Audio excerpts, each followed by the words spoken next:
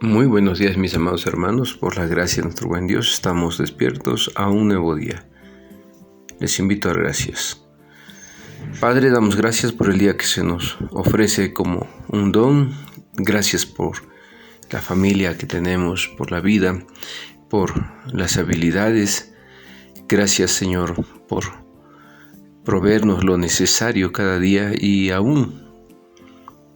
Gracias también porque en medio de las pruebas que pueden llegar a nuestras vidas tenemos oportunidad de conocerle más profundamente, de poder, Señor, mirar su rostro en medio de nuestras circunstancias y a la vez ser forjados en nuestra fe y nuestro carácter. Confiamos que en su soberana voluntad todo lo que permite en nuestras vidas será para bendición, será para bien.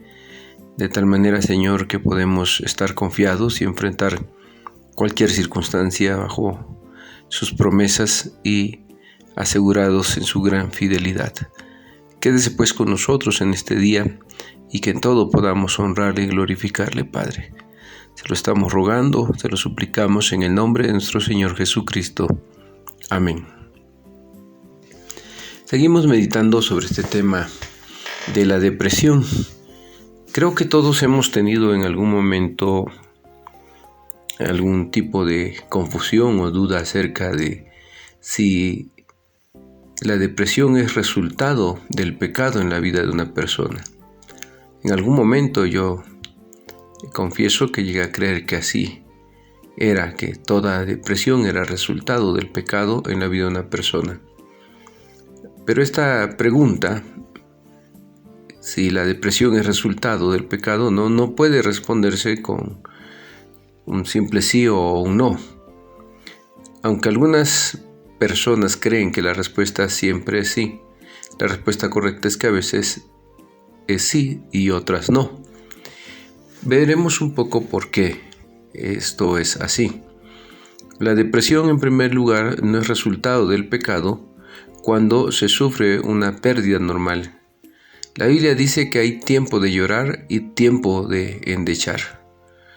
Eclesiastés 3-4 nos habla de esto. El pueblo de Israel tenía por mandato llorar a sus difuntos por 40 días y luego, pasado ese tiempo, tenía que lavar su rostro e iniciar una nueva etapa. Se considera que entonces el estado de tristeza y de llorar ante una pérdida es algo normal en la vida de toda persona. También podemos afirmar que la depresión no resulta del pecado cuando el cuerpo experimenta el deterioro por el paso de los años. La química del cuerpo puede cambiar y resentirse.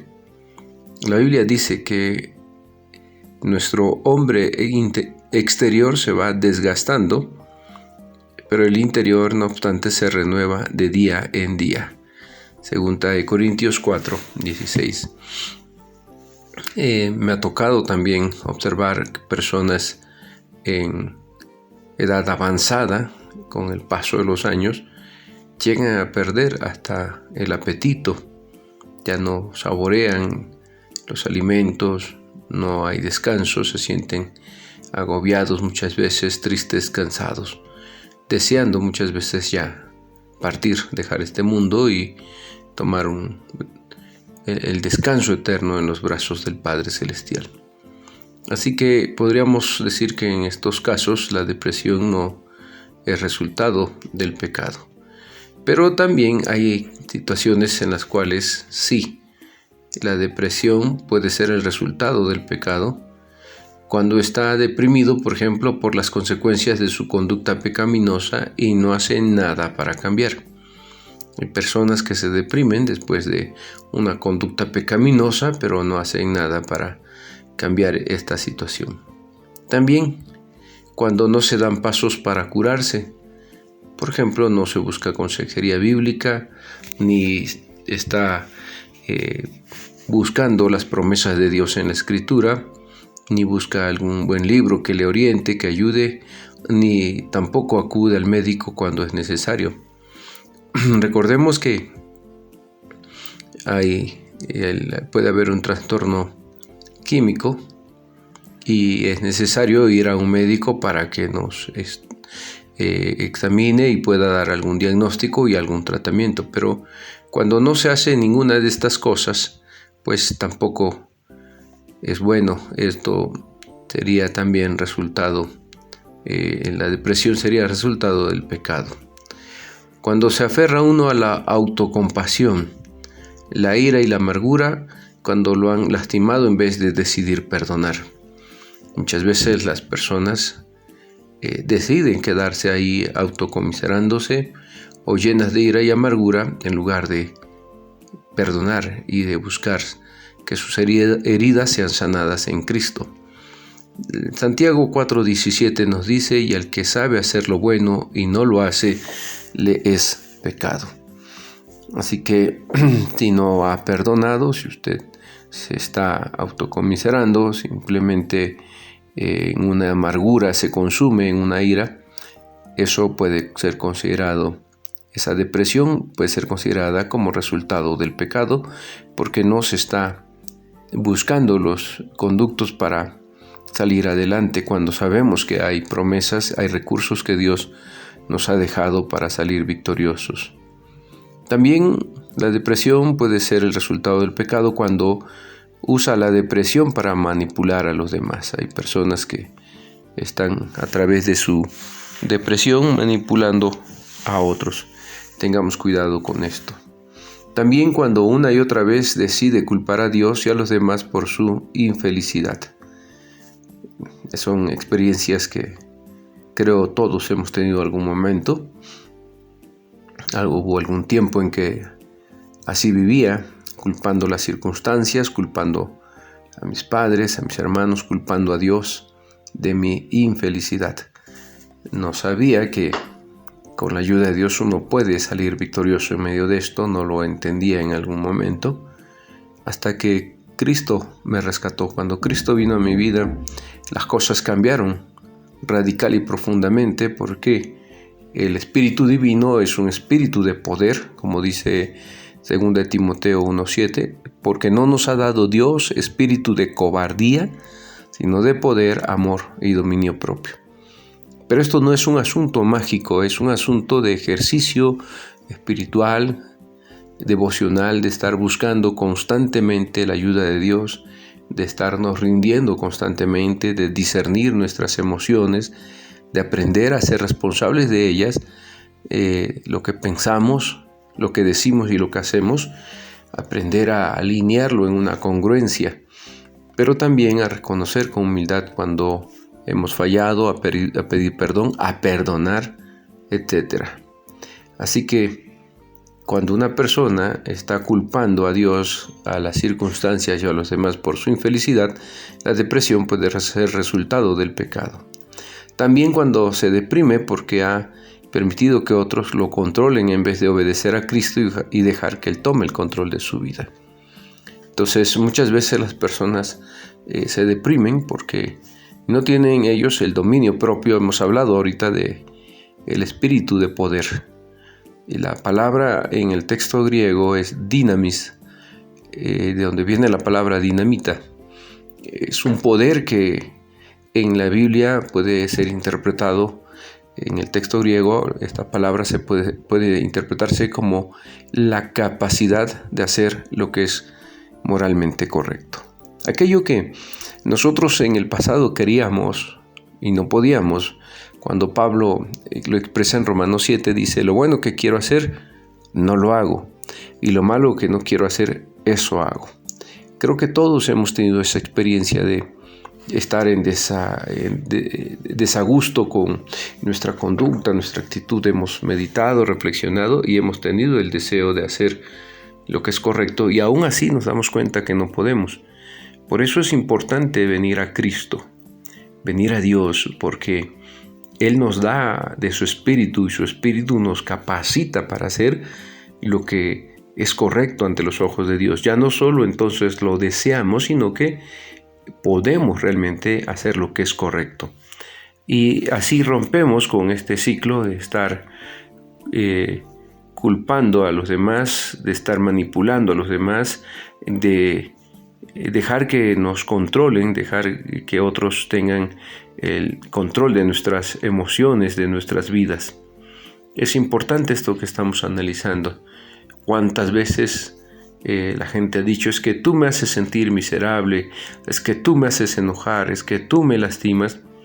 Y se nos olvida, ¿verdad?, que nosotros somos los únicos responsables de nuestras emociones.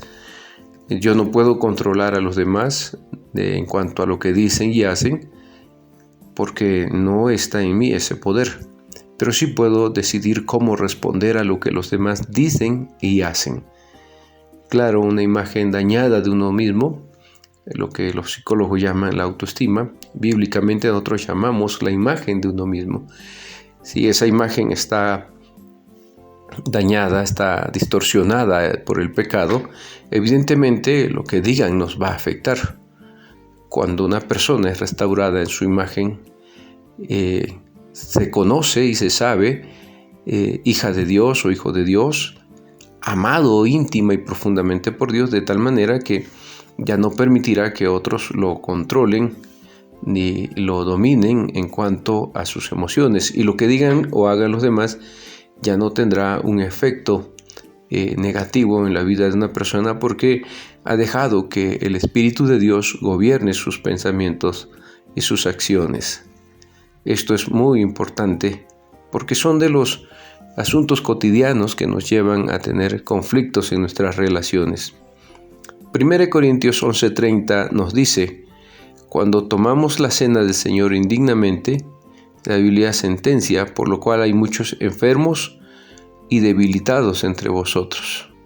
Entonces, cuando Pablo escribió a los Corintios diciendo que hay muchos enfermos y debilitados, se refiere justamente a este tipo de situaciones que las personas pasamos en cuestión del manejo de nuestras emociones. Un ejemplo de todo lo que hemos visto o mencionado hasta ahora sería, ejemplo bíblico sería el caso de Jonás. Jonás estuvo en depresión por una situación que era resultado directo de su pecado. Jonás fue un hombre llamado por Dios que terminó su día enfurecido, amargado y en las profundidades de la depresión. Eso nos declara el libro del profeta Jonás en sus breves capítulos. Pero ¿cómo llegó Jonás a este tipo de depresión tan profunda? Bueno, en primer lugar vemos su desobediencia. Dios lo había llamado para predicar, anunciar su palabra a gente impía de Nínive. Jonás se rebela y parte, en lugar de ir a Nínive, a otro lugar. La desobediencia trajo repercusiones negativas en el mar sobre toda la tripulación de esa nave en la que Jonás viajaba. Los marineros, cuando descubrieron que era la situación del problema que estaban pasando, lo echaron a la mar. Eso es lo que nos dice el texto bíblico. En el capítulo 2 vemos el desasosiego de Jonás, ya que él reconoció que el juicio de Dios había caído sobre él y que quizás perdería la vida, porque se encontraba dentro del vientre de un gran pez. Así que imploró la misericordia de Dios y dijo: invoqué en mi angustia a Jehová, y él me oyó. Desde el seno del Seol clamé, y mi voz oíste. Jonás 2:2. El Señor, vemos ahí que le extendió su misericordia y le salvó la vida. En el capítulo 3 hay una declaración de Jonás. Él se resignó a obedecer el llamado de Dios y fue a Nínive a proclamar la verdad, y por el texto bíblico nos damos cuenta que los ninivitas se arrepintieron. Por último, en el capítulo 4, Jonás sale fuera de la ciudad a esperar que el juicio de Dios caiga sobre esta ciudad. Pero no sucedió así. Jonás se enojó con Dios por haber mostrado misericordia a quienes él creía indignos de recibirla. En última instancia, Jonás cayó en una depresión profunda, severa, que lo consumía en la amargura y la desesperanza de su corazón, al punto que quería morirse. Jonás expresó su queja diciendo: ahora pues, oh Jehová, te ruego que me quites la vida, porque mejor me es la muerte que la vida. Jonás 4:3. Luego, en su ira y autocomiseración, hizo esta declaración triste pero reveladora. En el verso 9, capítulo 4, dice: mucho me enojo hasta la muerte. En este caso del profeta nos damos cuenta de un proceso en el cual un hombre entra en una profunda depresión, pero esta es consecuencia del pecado, porque hay una desobediencia de parte de Jonás hacia el mandato de Dios. Muchas veces, muchas, tenemos que reconocer que muchas de las veces la depresión es consecuencia del pecado, aunque hemos mencionado que hay dos casos en los cuales no sería consecuencia del pecado: ante una pérdida normal, que uno está en duelo, triste por esta pérdida, y ante alguna situación de descompensación química por la vejez, la edad, ¿verdad?, o alguna otra circunstancia que lo pudiera producir. Pero fuera de eso, nos damos cuenta que muchas veces la depresión viene, sí, por consecuencia del pecado, y ya hemos hablado un poquito acerca de esto. Bueno, hasta aquí. Si el Señor lo permite, mañana seguiremos avanzando sobre las características de la depresión. Que Dios les bendiga.